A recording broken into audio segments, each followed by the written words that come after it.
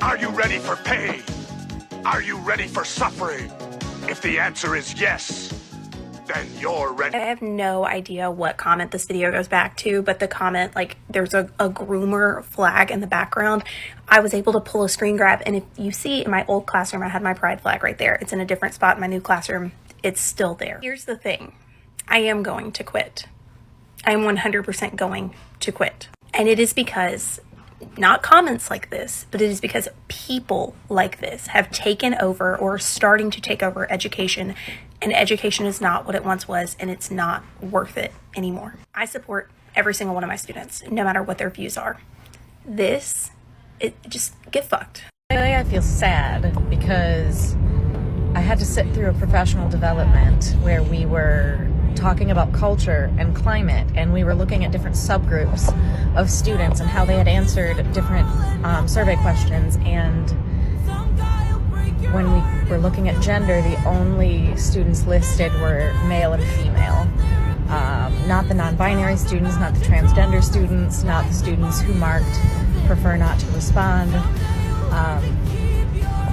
And I feel sad. I feel sad for them, but I also feel sad for me because it's sad because I now know that no matter how I feel on the inside,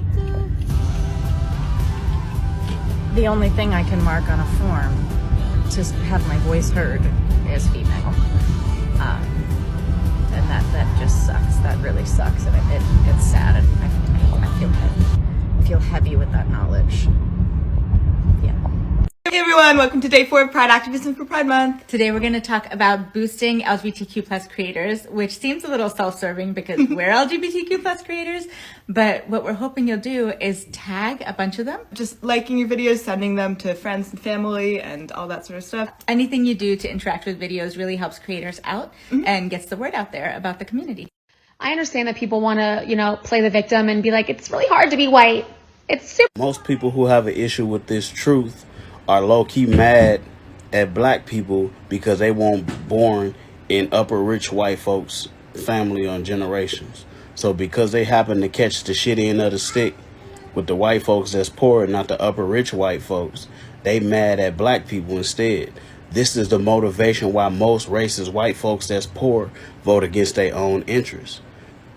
They wasn't luckily be born in the upper rich elites with the white folks, so they get mad at black people rather than them upper rich white folks. You know what I'm saying? The 1%. So they get mad at black folks. So what they do is vote against their own interests. You know what I'm saying? Helping the rich white folks stay rich up there, but because of the racism that's indoctrinated and embedded in them, they continue to vote against their own interests because they don't want black people to advance.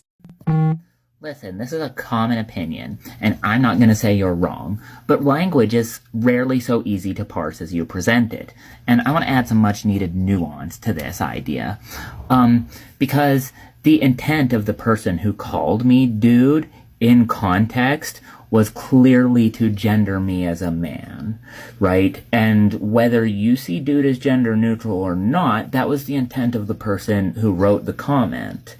Now, of course, it's totally fine if people want to use dude in a gender neutral way and everyone involved is okay with it and perceives it as gender neutral. That's totally fine. There are lots of she-hers out there who don't mind dude. That is totally cool by me.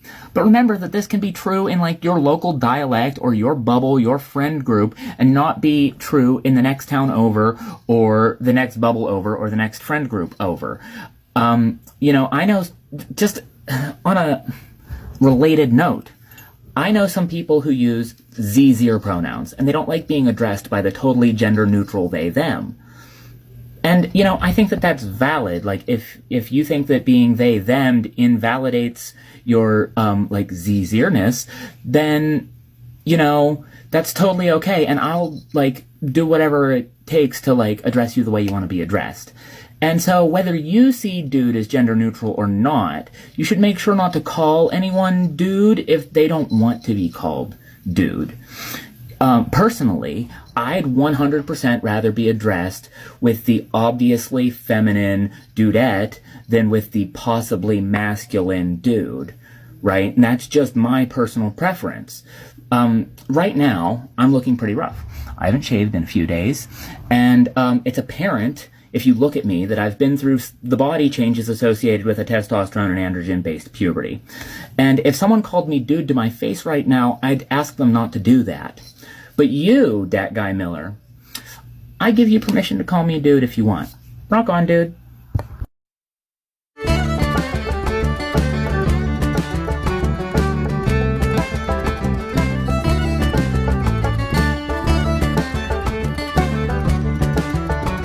So I guess I've reached the point in my gender transition where people have to ask me my pronouns and titles. Today I was at work, I was ringing up a customer, and after the transaction they said to me, "Thank you, sir." Or, "Ma'am, I don't really know." That caught me off guard. I said back to them, "You're fine." And then they say to me, "Well, which do you prefer?" Hint, I don't. But I am trans femme, so I say to this person, "Ma'am is better."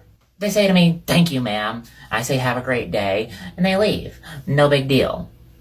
Good. Be confused. I want you to have to ask.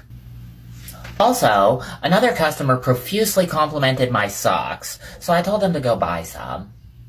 Kinda sus.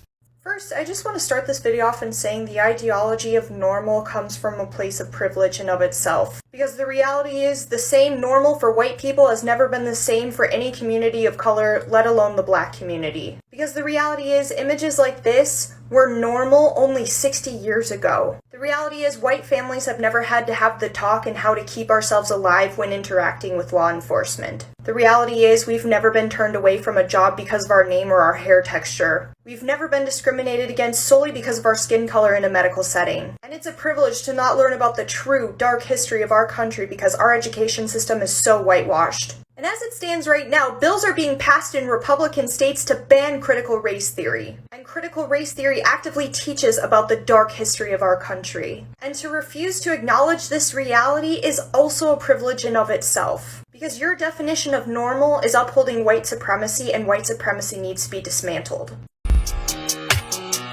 Yeah, smacking his ass, I had my man coming so fast when I sucking this cock and shit.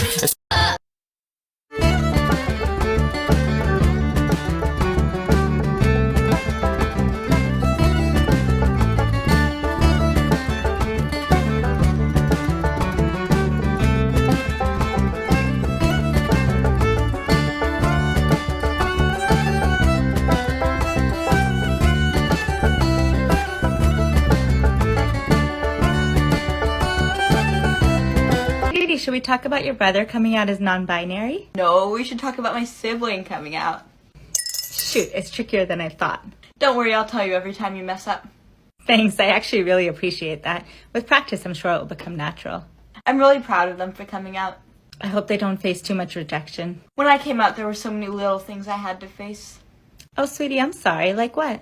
Just all the little comments or judgments or people's expressions. So what helped you handle it?